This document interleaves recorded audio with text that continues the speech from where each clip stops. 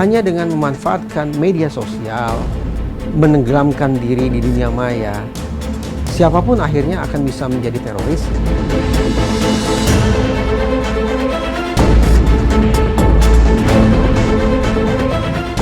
Berdiskusi dengan keluarga, sewaktu-waktu kami harus keluar, istri di rumah bertanya, untuk apa? Cari teroris. Sampai perdamaian ini belum selesai di Indonesia, kita nggak bakal berhenti di situ untuk kampanye hal positif di media sosial khususnya.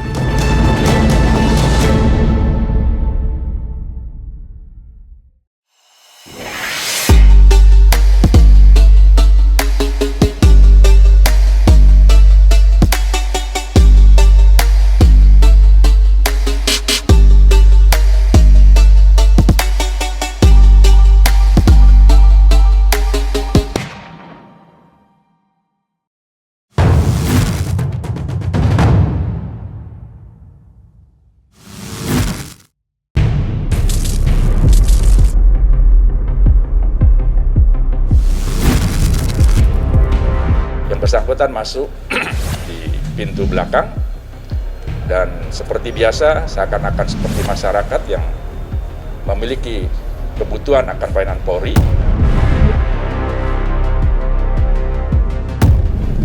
Masuk dan tiba-tiba melakukan aksinya ya, di pos pengamanan bagian depan.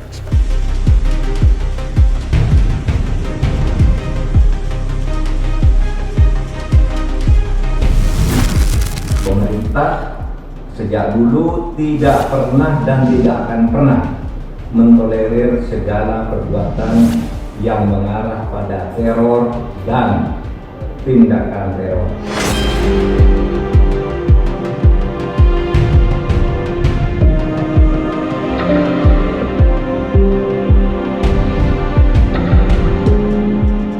Pemerintah juga sudah meminta kepada aparat keamanan yakni Polri dan TNI untuk meningkatkan pengamanan di rumah-rumah ibadah, di pusat-pusat keramaian, dan di berbagai wilayah publik lainnya di seluruh Indonesia.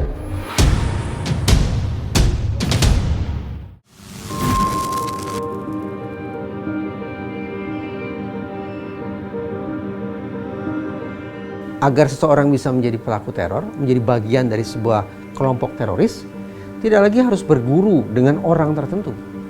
Hanya dengan memanfaatkan media sosial, menenggelamkan diri di dunia maya, siapapun akhirnya akan bisa menjadi teroris setelah melewati dua tahap pendahuluan. Tahap pertama adalah yang saya istilahkan sebagai self-radicalization, meradikalisasi diri sendiri.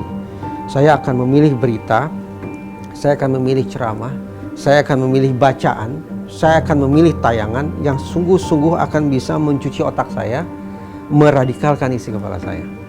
Itu tahap pertama. Dan setelah saya merasa bahwa saya cukup radikal, kemudian saya akan mengangkat sumpah setia secara mandiri. Tahap kedua ini saya istilahkan sebagai self-recruitment, perekrutan diri sendiri. Tanpa harus lagi mengangkat sumpah kepada siapapun, saya mengangkat sumpah terhadap diri saya sendiri bahwa saya akan melakukan aksi teror yang sama atau bahkan mungkin aksi teror dengan bobot yang lebih berat lagi.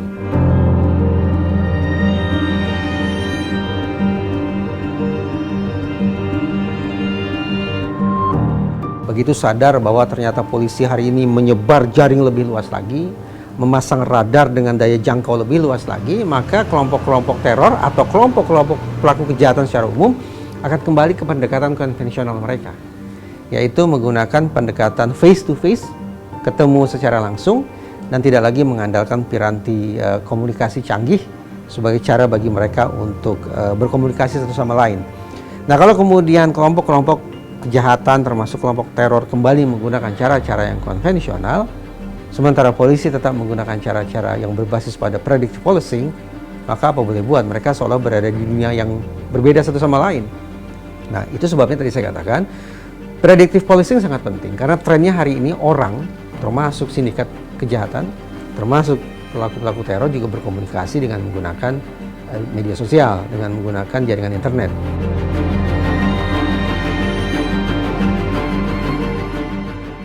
masyarakat kita, termasuk mereka-mereka yang masih berada di usia produktif, kaula muda, tidak akan bisa sampai matanya ke cerita-cerita sukses itu.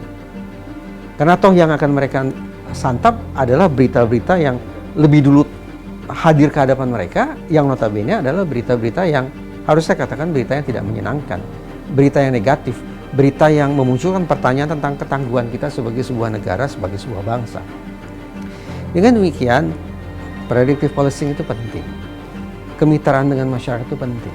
Tapi dari sisi isi, dari sisi konten, dari sisi substansi, kita punya agenda besar. Untuk sekali lagi menunjukkan, menampilkan, menyebarkan bukti-bukti nyata tentang ketangguhan Pancasila sebagai ideologi negara.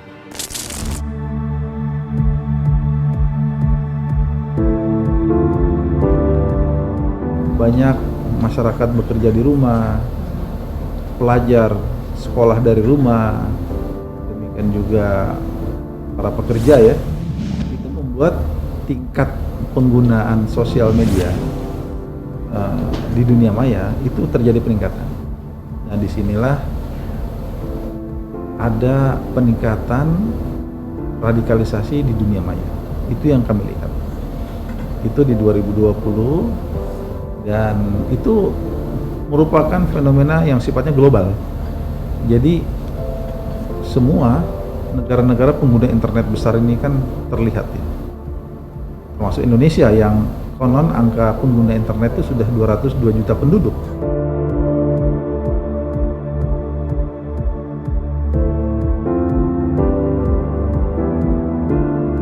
Kami tentunya dalam konteks pencegahan ya terus mengingatkan kepada pengguna media sosial di kalangan kaum milenial bahwa target mereka itu adalah kebanyakan dari usia muda untuk menjadi bagian dari perjuangan yang menurut mereka itu adalah usia potensial ya. Memiliki sebuah semangat, memiliki keinginan untuk menunjukkan jati diri. Jadi usia-usia milenial itulah yang menurut hemat kami perlu kita terus lakukan literasi, edukasi dalam penggunaan media sosial, sehingga jangan asik menggunakan akun media sosial ternyata mengakses informasi-informasi yang berkaitan dengan radikalisme. Ini yang kita ingatkan kepada masyarakat.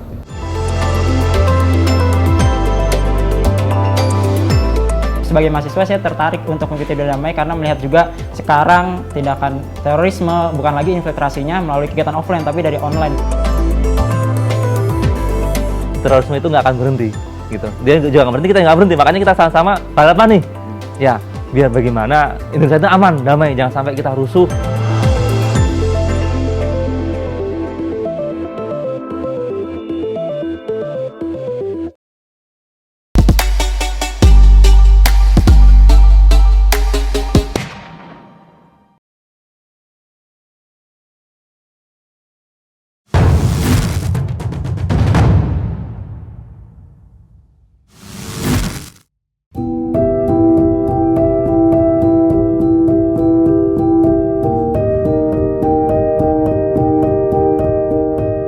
Perkenalkan, nama aku Anggara Purista Putra.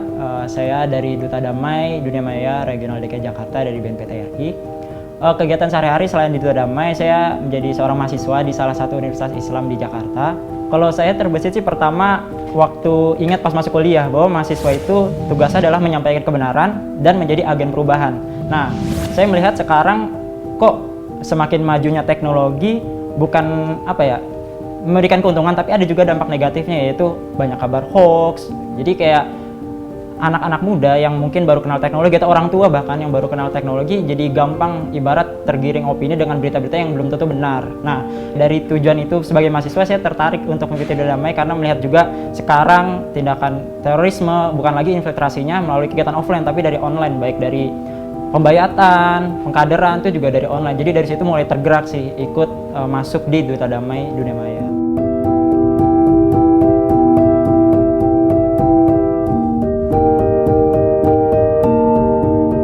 Kalau aku sendiri kan di Duta Damai ini kan diamanahkan untuk megang bagian visual atau desain komunikasi visual. Nah, paling di sini tugas aku adalah bagaimana membuat visualisasi agar pesan perdamaian keindonesiaan, propaganda, kontranarasi kayak gitu-gitu bisa tersampaikan gitu. Nah, contohnya saya juga bersinergi dengan tim penulisan. Bagaimana saya bisa memvisualisasi dari tulisan mereka menjadi bentuk visual yang orang, wah keren nih gitu. Kadang kan nggak dipungkiri gitu, orang sekarang dengan adanya tulisan juga nggak mungkin menambah minat baca mereka, tapi mereka lebih senang lihat medsos yang scroll-scroll, oh kayak gini loh. Makanya dari situ saya sebagaimana mungkin sama teman-teman dari DKV juga menyampaikan makna perdamaian melalui visual yang emang maknanya bisa tersampaikan dengan efektif lah kayak gitu. Nah, selain online kita juga offline. Nah, beberapa waktu lalu belum lama kita habis ngadain diskusi juga antar tokoh agama sekalian buka bersama. Kita juga ngadain semacam kayak bakti sosial juga.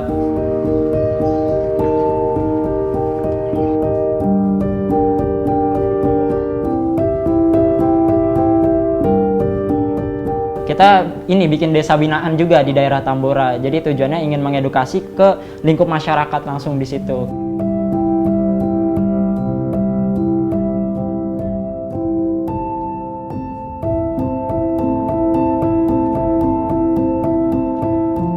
Mereka antusiasnya tuh setelah melihat konten-konten kita, mereka mulai pahamin, oh gini ya Kak sebenarnya yang benar gitu. Nah, kadang mereka juga yang memberikan informasi ke kita kayak, Kak misalnya informasi ini tuh sebenarnya nggak sih gitu, lewat DM, entah lewat email, kadang kayak gitu. Nah, kalau misalnya kegiatan offline, mereka merasa kayak, oh ada loh komunitas atau emang anak-anak relawan, karena mereka merasa belum ada yang sedekat itu gitu, mengadakan kegiatan secara di lingkungan mereka, ngasih edukasi tentang pemahaman keindonesiaan yang benar seperti apa kayak gitu. Karena gimana ya, nggak dipungkiri kalau menurutku ya, namanya anak muda masih mencari jati diri, dia tuh pengennya kayak gini loh, jadi pengen terlihat dia tuh bermanfaat gitu buat orang lain dan dirinya sendiri. Duta Damai Jakarta, berani damai saatnya beraksi.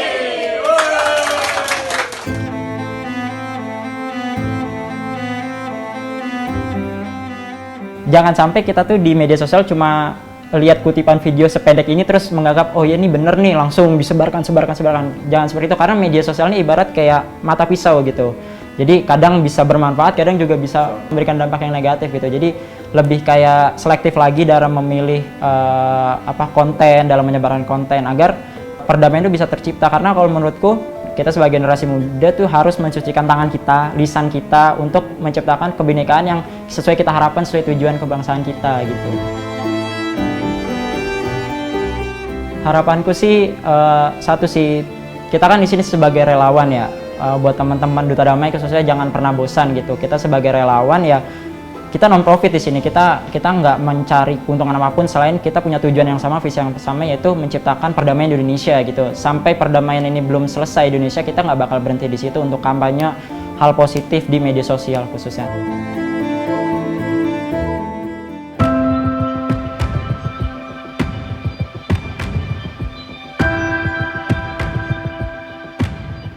Perkenalkan, nama saya Muhammad Khairul Rahman. Saya sehari-hari kegiatannya adalah bekerja dan aktif di berbagai organisasi. Salah satunya adalah di Duta Damai, BNPT.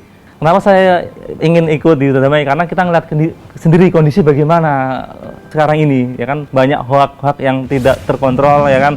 Nah, saya terpanggil di situ untuk menjelaskan bahwa ini loh hoak, ini loh yang benar, ini yang enggak. Jangan sampai kita ikut-ikutan yang salah tadi. Kan sekarang banyak semangat kayak radikalisme, terorisme, ya kan. Nah, jangan sampai anak-anak muda yang masih seger-segernya ini, ya kan, pengen tahu agama, ya kan, oh saya pengen hijrah seperti ini, ya kan, akhirnya salah guru dan akhirnya dia menjadi pahitnya sampai menjadi teroris.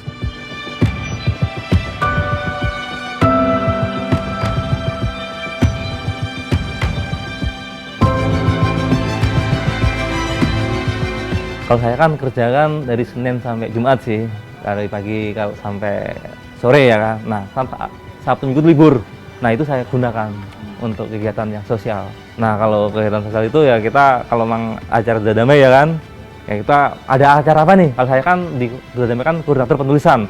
Ya udah, saya kan banyak punya bahan nih. Nah, saya koordinator. Ini tulisan siapa yang sekarang menulis, ya kan.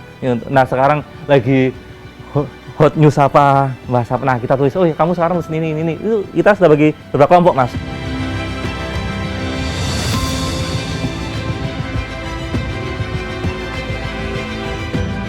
siapa sih orang yang nggak megang HP?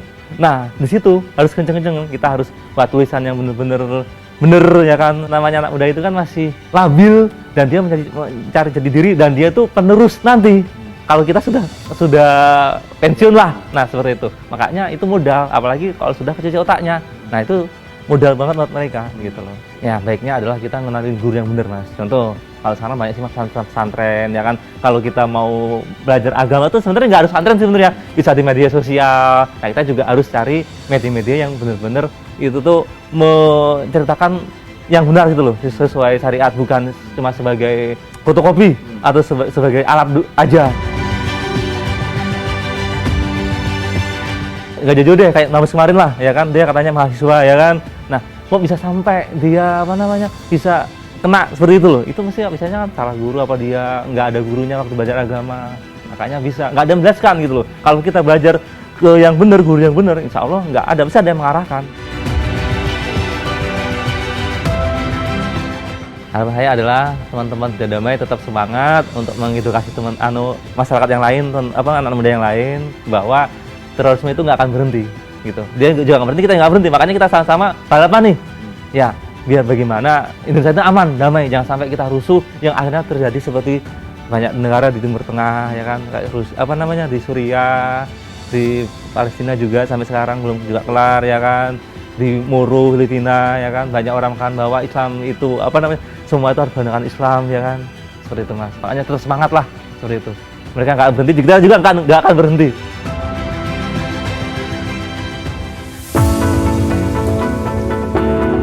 Daya tangkal yang paling kuat untuk pencegahan terorisme adalah kearifan lokal.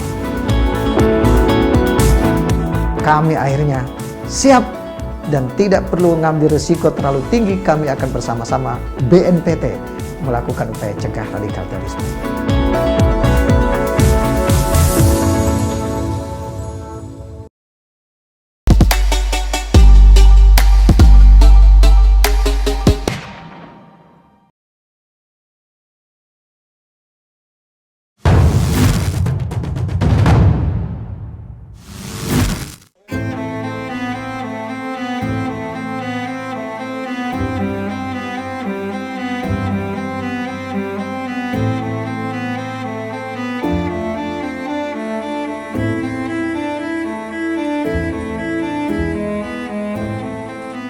Ada sekian banyak alasan kenapa sih harus pemuda, kenapa sih harus kelompok milenial, kenapa harus perempuan. Karena memang pemuda ini kan lebih karena mereka itu kan sedang dalam proses pencarian jati diri, pengennya sesuatu yang berbeda. Nah ternyata kelompok radikal ini menawarkan sesuatu yang berbeda, penuh tantangan dan lain sebagainya, akhirnya masuk. Begitu juga perempuan, ketika suaminya yang terkena paham radikal, istri dan anaknya itu masih bisa kita selamatkan. Tapi ketika istrinya yang kena, maka suami dan anaknya itu akan sulit. Tingkat radikalisme kepada perempuan itu cukup kuat ketika sudah terpengaruh. Maka kelompok radikal ini memang tidak salah ketika menyasar kelompok perempuan dan kelompok pemuda. Karena memang dua-duanya masih bisa dikendalikan. Kelompok pemuda misalkan bisa dicek aksi-aksi atau para pelaku kelompok radikal itu mayoritas kelompok pemuda, karena memang kelompok ini yang paling mungkin bisa dipengaruhi, paling mungkin pemahamannya bisa dibelokkan, baik itu pemahaman agama maupun pemahaman kebangsaan.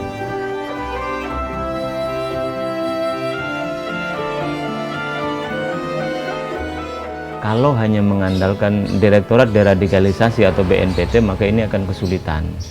Maka Direktorat Deradikalisasi waktu itu melalui Subdit Penangkalan, Kasubditnya itu Dr. Hajah Andi Intan Dulung, kemudian membuat program bagaimana menghimpun potensi-potensi yang tersebar di sekian banyak daerah itu, kelompok-kelompok masyarakat yang tersebar itu bagaimana kita himpun menjadi satu kekuatan untuk penangkalan dan deradikalisasi. Maka dibuatlah program koordinasi rehabilitasi, penangkalan dan rehabilitasi dalam rangka deradikalisasi. Agar program koordinasi ini yang ada, yang direncanakan di 15 provinsi itu agar diformalkan. Nah, akhirnya arahan beliau program ini diformalkan dan menjadilah sebuah forum. Forum ini dinamakan Forum Koordinasi Pencegahan Terorisme atau yang kemudian dikenal dengan FKPT. Dan itu pertama kali dibentuk tanggal 4 dan 5 April di Mataram, yaitu FKPT Nusa Tenggara Barat.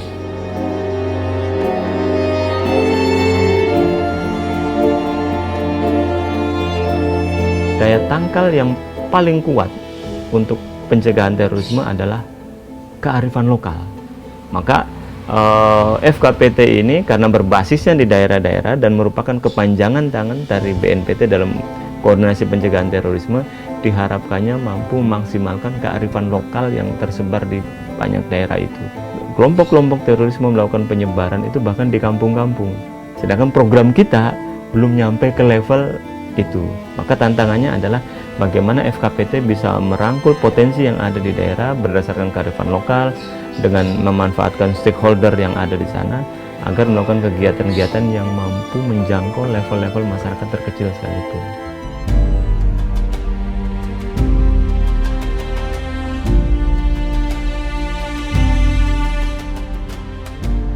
Tantangan terbesar yang ada di Banten karena provokasi dan penyebaran pengembangan paham radikal terorisme dilakukan oleh kelompok radikal terorisme itu menggunakan narasi-narasi keagamaan. Bahkan masyarakat sulit membedakan mana narasi keagamaan yang sifatnya propaganda untuk kepentingan radikal terorisme atau mana yang narasi keagamaan yang betul-betul murni memang itu paham keagamaan yang harus diikuti. Nah, di Banten ini ternyata kelompok-kelompok ini melakukan upaya dengan narasi keagamaan yang masif sampai kepada masyarakat di tingkat level yang paling bawah. Mereka menjual tanda petik ya narasi-narasi keagamaan berdasarkan dalil-dalil Quran dan hadis, tetapi sungguhnya di balik itu semua mereka punya misi bagaimana masyarakat termakan isu atau propaganda itu untuk melakukan gerakan dukungan terhadap radikal terorisme.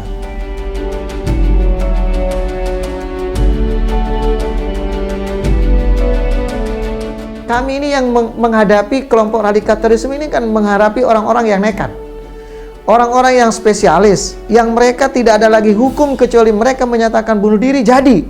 Nah, yang kami hadapi mereka, dan terkadang seringkali mereka bersenjata, sementara kami tidak dibekali dan memang bukan orang yang harus bersenjata. Kami harus hadapi itu.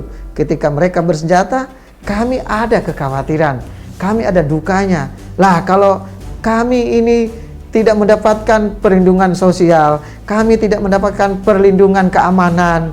Nah, tentu inilah dukanya. Apalagi kalau kami harus juga berdiskusi dengan keluarga. Sewaktu-waktu kami harus keluar, istri di rumah bertanya, untuk apa? Cari teroris.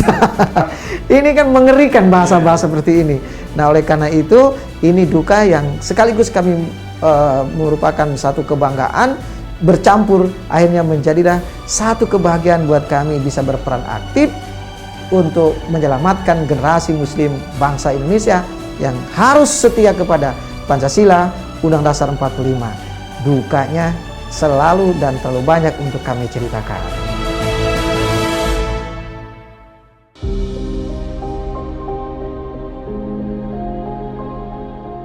Saya meyakini ke depan kita semakin berat. Mengapa semakin berat? Karena era terbuka dan digital, mereka memberikan provokasi, propaganda, ajaran, kira-kira begitu, kepada masyarakat, sulit untuk dilakukan deteksi pencegahan lewat media digital misalnya. Nah, tantangan yang terbesar ini, sehingga ajaran-ajaran provokatif, mencela negara, memusuhi pemerintahan yang sah, bahkan berniat untuk menggulingkan negara Pancasila 45, itu masuk ke wilayah yang sangat privat, yang saya maksud ke HP, WhatsApp mereka yang bisa dilihat, diakses dari kamar secara sendirian. Ada sengaja orang memprovokasi narasi-narasi keagamaan kepada mereka yang sesungguhnya mereka belum paham arah dan tujuan provokasi ini, ideologinya politik, praktiskah, atau betul-betul perjuangan keislaman. Nah, oleh karena itu, dua hal ini kami lakukan pendekatan.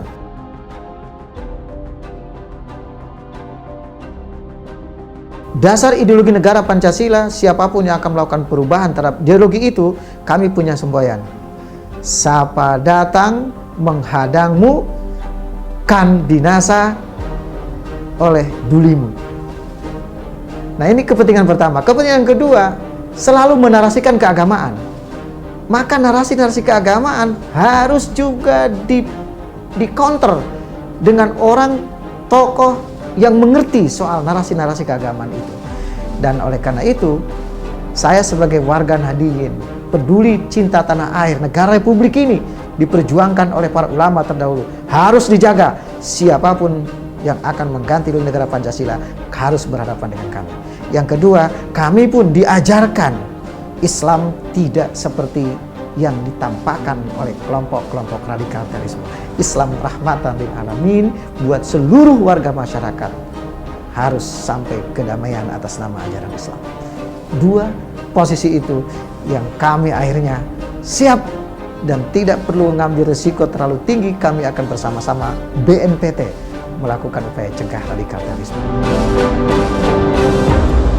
BNPT Damai Indonesiaku. FKPT Damai Bantenku.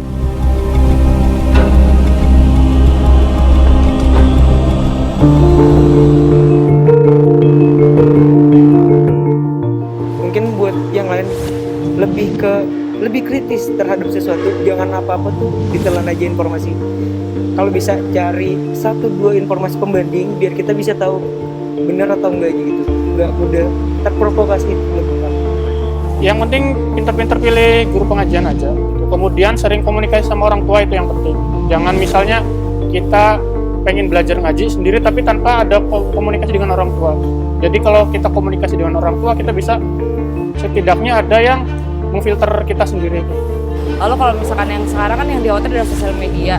Kalau lagi pandemi gini kan mau ngomong kita juga lebih sering di rumah sendirian segala macam. Nah, sosmed sih sebenarnya jangan melihat yang aneh-aneh sih, ngelihatnya yang positif-positif aja sebenarnya. Sama lakukan hobi sih sebenarnya. Jadi nggak yang terlalu stressful gitu. Kadang-kadang kan yang bikin stressful itu akhirnya nggak terlalu jernih gitu pikirannya gitu. Jadi lebih keep in touch sama teman-teman aja sih, sama jangan yang lihat yang aneh-aneh.